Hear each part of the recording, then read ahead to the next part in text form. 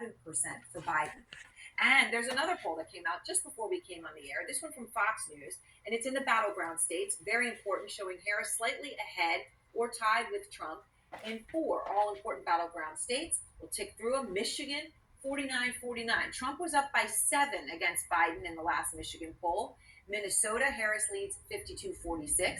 In Pennsylvania, again, it is now tied 49-49. Biden had been slipping there behind Trump in the must-win state of Pennsylvania as well.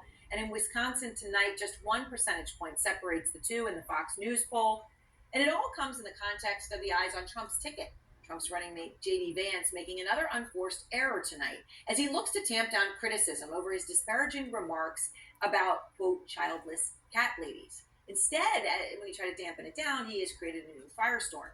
Tonight, making it clear that, quote, I've got nothing against cats, but going on to say that the left has become anti-family and that Democrats want to replace American children with immigrants.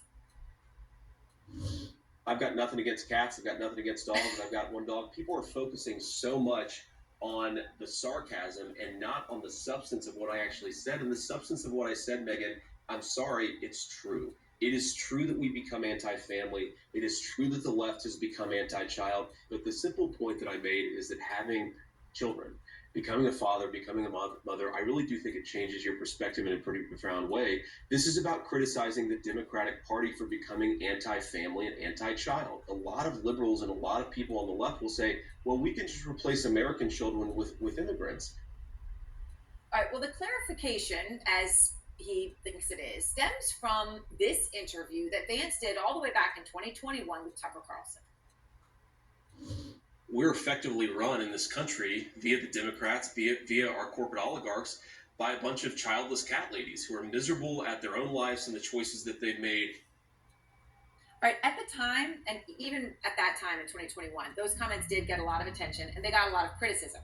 So back in 2021, Vance actually tried to clarify what he meant. Here's what he said. Look, a lot of people are unable to have kids for very complicated and important reasons. I know, good friends of mine who have struggled to find the right girl, find the right guy. There are people, of course, for biological reasons, medical reasons, that can't have children. The target of these remarks is not them. It's important to point that out. All right, so Trump campaign and Vance himself say that those comments say that he's not going after people who can't have children. Rather, he is going after people who choose not to have children. But is that really a distinction when his fundamental conclusion is completely unchanged, which is that people who have children see the world differently and are invested in the future of their country in a way that people who don't have children aren't? I mean, just listen to what Vance said in that same speech. Think about all those people. The names are obvious. They're well-known people. Kamala Harris, Mayor Pete Buttigieg, who's now the Secretary of Transportation, Cory Booker, AOC. Think of all these people. They're different. They come from different walks of life, different parts of the country. What is the one thing that unites every single one of them? Not a single one of them has any children. Why is this just a normal fact of American life?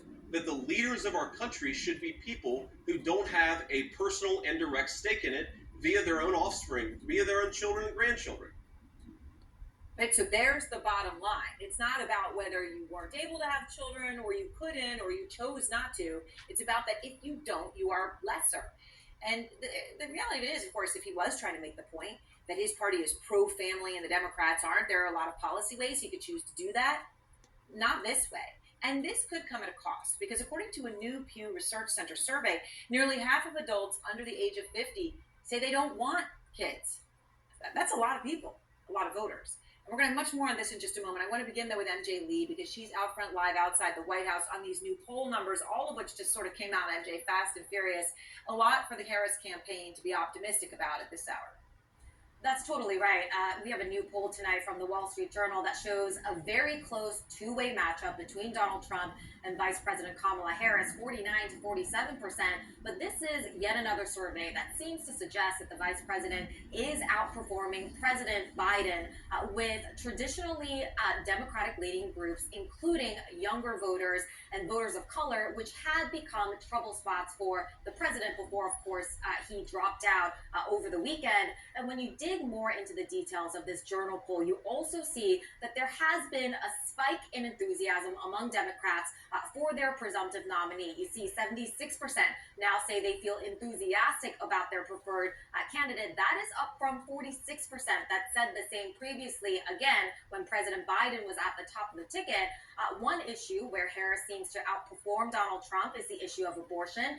Issues where Trump outperforms Harris in this poll are immigration and the economy. And I should just note, stepping back from all of the data and the polls that are coming up, of course, the new Harris campaign is very closely watching Donald Trump.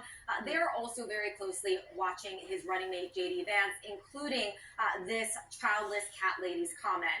They said in a rapid response X account for the campaign that his response to the backlash amounts to an apology to cats and doubling down on attacking women.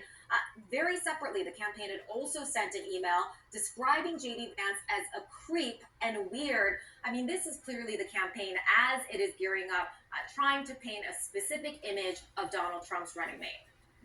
MJ, thank you very much. And weird words like creep and weird are just not words